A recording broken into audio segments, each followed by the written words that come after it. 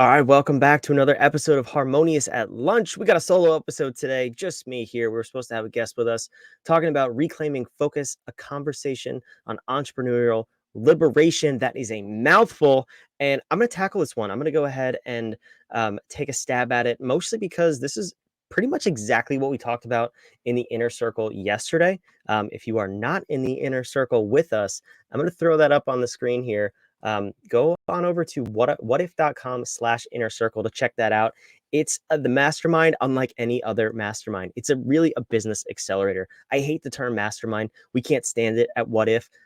We just can't really find a better term, to be honest with you. But masterminds are so diluted these days, and everybody and their mother has a mastermind. They have one because of their name, because of their reputation. But what do they actually deliver? I just had this conversation with somebody before going live here for this episode, and it's so frustrating to me, the current market of information and mentorship and masterminds in the coaching and consulting world. And quite honestly, myself and Sean here at What If, we're over it. We met in a mastermind that was a bunch of fluff and BS, and there's really no action. And what they preach to you, not just this one, but pretty much everyone I've ever been a part of, is just working on, the mindset to get in the state of doing business. Well, when are you going to tell me what to do to grow my business? That's why I'm here. Well, that's what we're all about. And that's why we do things a little bit differently. Our whole deal at What If is we're disruptors. We disrupt the way you see your business. We disrupt the way we do masterminds.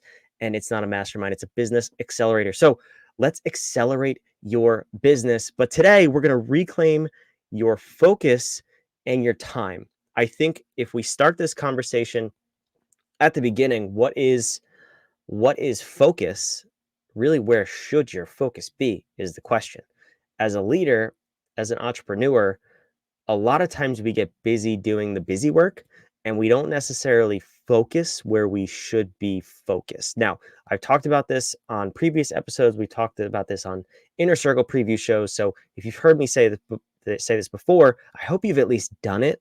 And if you haven't, take a second here to go through this process. But I'll mention the 4 Ds. This is the exercise that we talk about in the serenity discipline of the harmonious business architecture. And that would be the 3rd discipline that we tackle in order with our clients. So we're going to go through navigation and then operate, and then we're going to get to serenity as number 3. So when we get to serenity, one of the things that we do first is filter out what you're doing as the leader, as the CEO, as the founder, the owner, whatever you want to call yourself. What is it that you should be doing? And then let's filter this out through your entire team. There's so much wasted time and effort going on in businesses that we feel busy, which makes us feel good, but it completely takes our focus away from achieving the vision and the outcomes that we're actually chasing that are going to move our business forward. So the exercise that I mentioned, the 4 Ds, is very simply do, delegate, delay, and delete.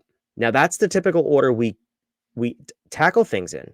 When things come at us, opportunities, challenges, whatever it may be, the first thing we say is, can I do it as the entrepreneur? And then it's, can I delegate it? Can I delay it? Or can I delete it altogether? We need to flip that script. We need to go the complete opposite way and say, when things cross your plate and opportunities come up, say, can I delete this? Do you have a filter in place to say, is this moving me towards my goal as a company, as a human being, whatever? Is this opportunity, is this challenge, is this problem, is this situation moving me towards my goal, or is it a distraction? If it is, and it has nothing to do with your goal, you need to delete it. It's that simple. Get it off your plate. It is an opportunity for somebody else, not for you. The next one is delay. Say, okay, is this an opportunity for moving me toward my goal? If the answer is yes, then we can delay it, because does it have to be done now? The answer is no. No means we can delay it to some future date. Put it on your calendar, set a reminder in your phone, whatever you want to do, just don't do it right now. The 3rd option would be delegate it. If the answer to the previous question was, do I need to do it right now? And the answer is yes. Well, can I delegate it to somebody else on my team? There's so many things that come up that are great opportunities. They have to be done now. It's the whole urgent versus important kind of thing. If it's urgent and important, can you delegate it? Can it go to someone on your team? Is there someone as competent or more competent than you at it? And I think, not to get too sidetracked here, but we don't give people enough credit, and we give ourselves way too much credit at this portion of the 4Ds. We always think as entrepreneurs that we are God's gift to the earth and nobody can do it like we do it, right? That's why our name is on the business. I've heard that over and over from a number of different people. Well, that's false. And you know it is. That just means you have an ego problem. If you believe that you are the only person who can truly do every task to the highest level in your business, you're an idiot and you're lying to yourself. I'm sorry to break it to you that way, but let's be blunt here and let's get right to the point. It is said, I will give you this stat, that when you delegate something to somebody for the first time, they will typically do it to 70 to 80% of the capabilities that you have. Well, guess what? They haven't been trained or doing it as long as you have been doing it. If you give it to them a couple of times, they'll get better at it. And that's probably something they can focus on. So eventually they'll end up being better than you, and they should retrain you on how to do it. That's this type of stuff I'm talking about. You have to delegate as much as possible if it's not something that you and only you can uniquely do, which brings us to the final D, which is do. If you went through the other three filters, you tried to delete it, you couldn't. You tried to delay it, you couldn't. You tried to delegate it, you couldn't. Now you can do it. And that is what we call at Whadif the golden line. If things get past those first three phases of the 4Ds and the answer is always no, then you have to do it. Then that is something that goes on your calendar, and it's called above the golden line. It's something that you, as probably your mother would say, you as the unicorn in this world can only do. So that is the filter we need to take in place, that we need to have in place, excuse me, when filtering opportunities, challenges, problems, whatever it is, as they come across our plate. And that's really the root of focus, of reclaiming focus, because a lot of times, like I said, we bounce from opportunity to opportunity, from task to task, and you have this micro switching that's going on. You're focused 5 minutes here, 5 minutes there. You have social media pulled up, your email, your calendar. You're working on a blog post at the same time. You have 27 tabs open on your computer. How could you possibly be focused in any one area? It's impossible. Even if you have things on your mind, you're not fully focused on the task that you're doing, that you have in front of you right now. So what we talked about yesterday on the inner circle in the serenity module, in the serenity discipline, was reclaiming your calendar. And that's the whole idea behind serenity. It's not the traditional discipline is time management, which is stupid to call it that, because who can manage time? God manages time, not you. That's like sticking a a boat full of people with oars in the river and saying manage the river. You can't do it. The river is flowing. You can just manage where you are in the river. So the whole concept of serenity is managing your calendar. We all get the same 24 hours in a day, and we're all hopefully sleeping for 8 of them. So what you do with the other 16 and how you maximize them and how you make sure you string together day after day of productivity and efficiency, but also not killing yourself at the same time, is really where the magic happens. And that's why we cover serenity so early in the conversation. I think that's backwards from what most people talk about too, because they keep time management and all that other stuff, calendars, at the end of the conversation. They want to pile on things to do first to grow your business, make more money, triple your profits. Those are all really great things. But if you're not managing your time at the beginning and you're not managing your calendar, then that other stuff is never going to come, because you're going to be so overworked and burnt out by the time you get there that there's no possible way you have the energy to actually give the focus required to each task at that point. So we want to caution against that. And what we talked about in the inner circle, like I said, was reclaiming your calendar. So I want to actually go ahead and share my screen here, so you can see the exercise that we're going through, and I would love to invite you to go through it as well this week. And it's very simple.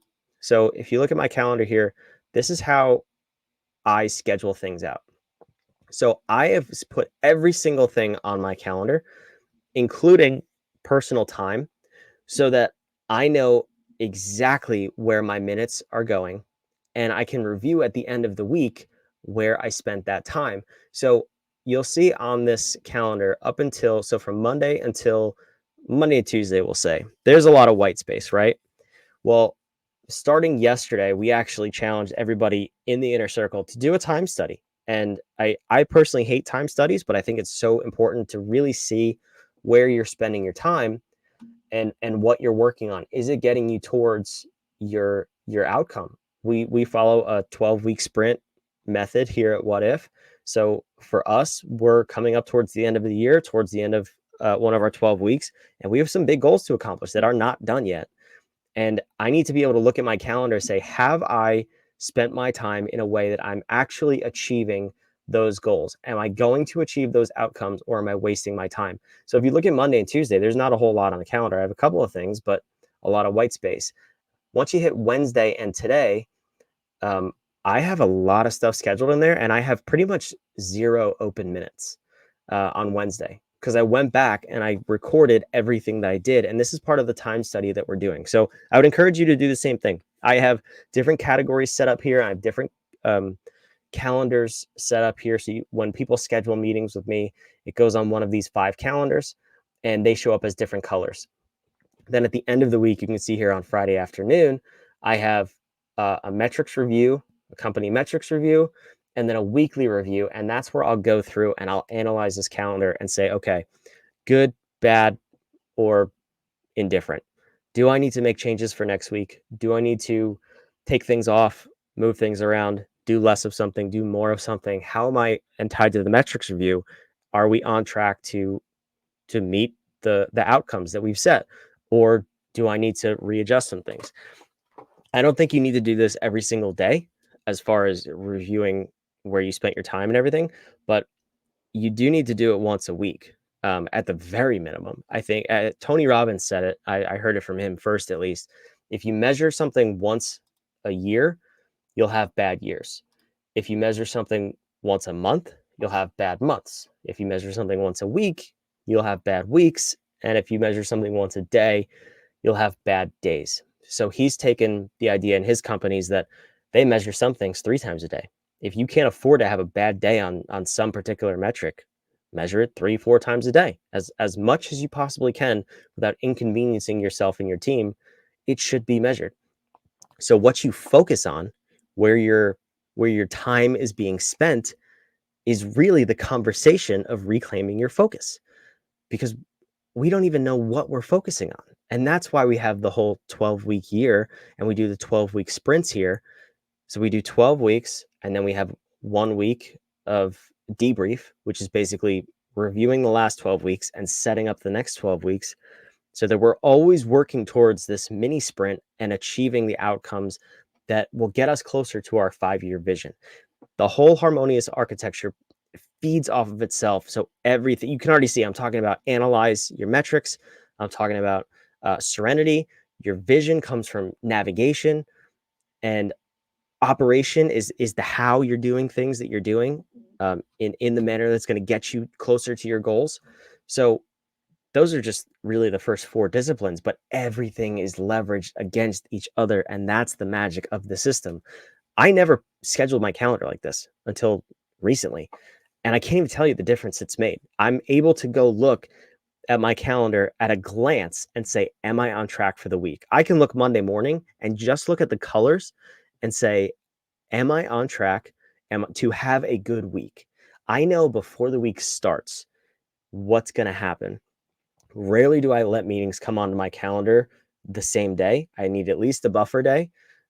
And very rarely do I look back at the end of the week and say, wow, I wasted a week.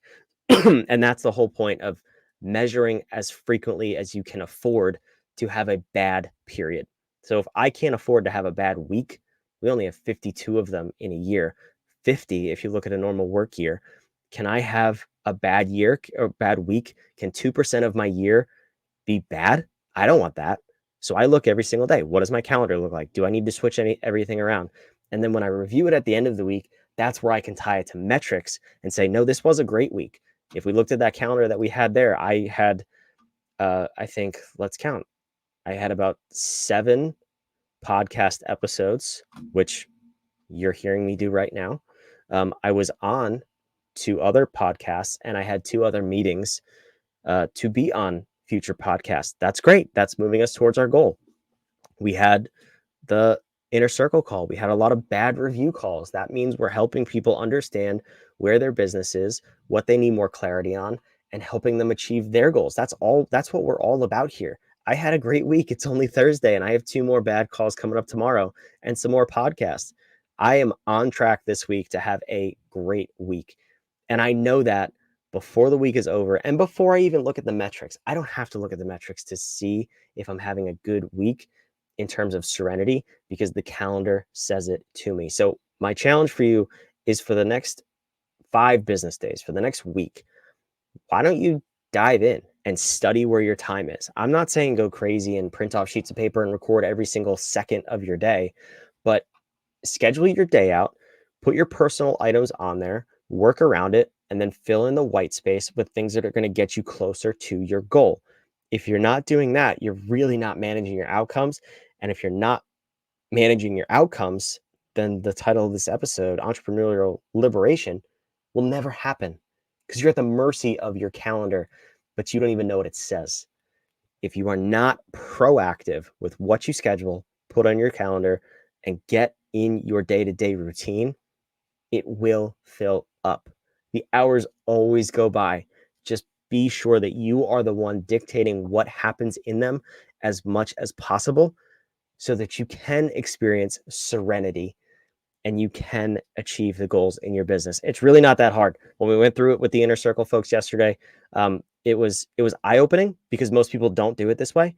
But once you start, once you see the outcomes and the results that are possible, and you go through 1 to 2 weeks of a quick time study, it's going to change the way you look at your time in your business. I guarantee it. So that's my challenge for this episode.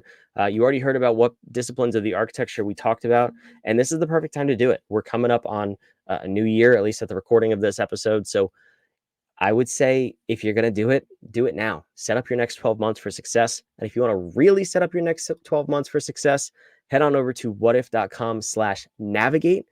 We believe that the strategic planning model that is generally accepted by businesses of all sizes is just beyond broken. You can't just say you're going to double your revenue or triple your profit or work half the time. That is not a strategic plan.